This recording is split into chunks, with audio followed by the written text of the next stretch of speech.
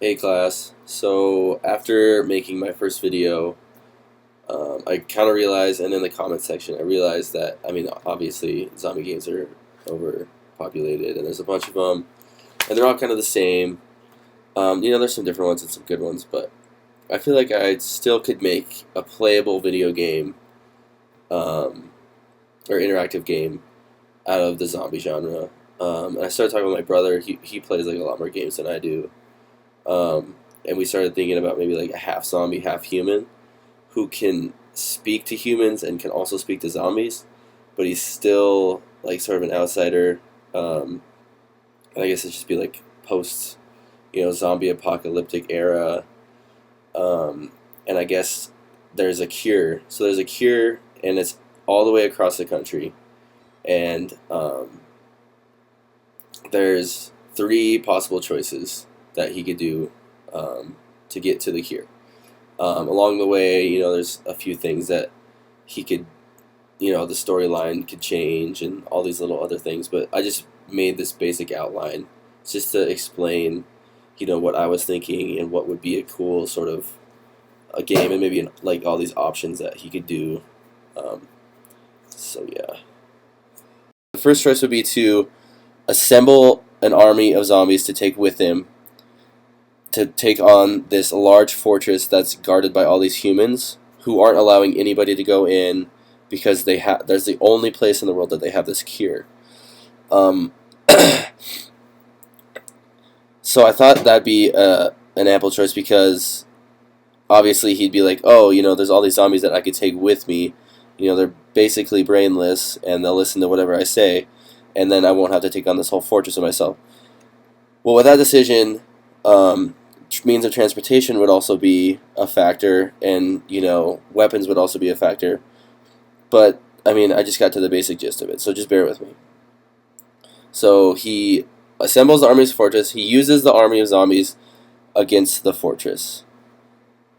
It's just humans guarding this fortress, and obviously, zombies aren't, the most limber people, but still, an army of them would definitely help against this fortress to get the cure.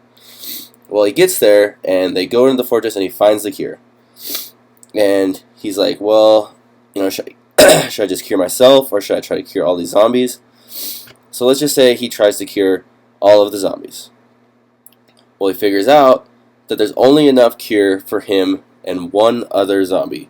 And once he cures that other zombie, he must keep them alive, or he dies as well.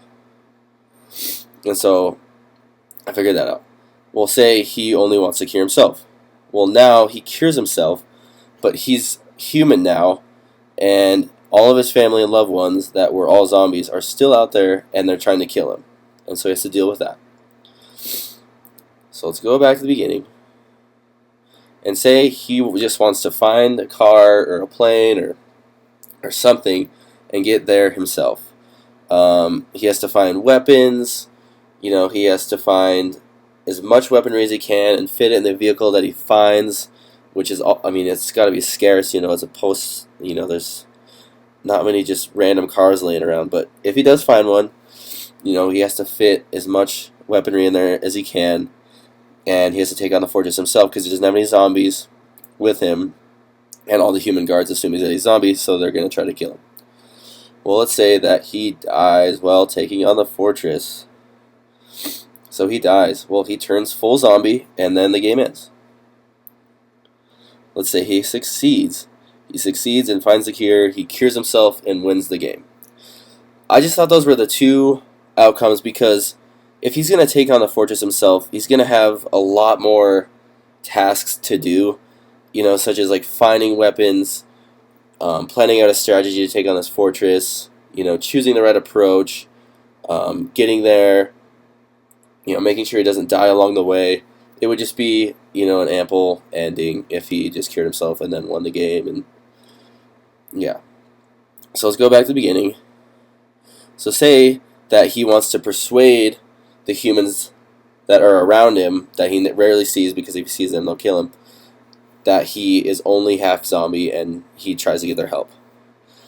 So the humans are like, well, how do we know that you're, they're keeping him in chains or whatever, that how do we know that you're only half, and that you're not going to kill us. And so they make him do a series of tests and puzzles to prove that he is truly only half zombie, and that he can actually help the humans, because they don't obviously know that there is a cure. So say that he does all these series of tests and puzzles or games or I don't know, challenges to figure out that he's only half zombie, and that he fails at the test. Well, he must take on all the humans that he was trying to persuade into. He has to take on all these humans that he was trying to persuade, because they're obviously going to try to kill him now. We'll say that he succeeds. Now he has an army of humans to take on the humans guarding the cure, because the humans in the post-apocalyptic world with the zombies are also trying to find the cure. They just don't know about it, and somehow he knows about it. Maybe he was like a genius scientist or something and knew where they were keeping it. I don't know. There's a bunch of stuff you could put in here, and a bunch of these options can go back to this. You can go back to trying to get the cure, and a bunch of different outcomes could happen within any of these. And I guess I tried to make this chart just as vague as I could, just so you guys could get an idea. I'm sure we'll be getting into it more in the coming weeks, but I just wanted to make it so you guys understood what I was thinking about as a game. Let's see here. So yeah, that's basically what I thought would be my decision tree. Let me know what you think about it. Let me know what I could fix. Let me know if you think it'd be a fun game to play. Yeah, thanks guys.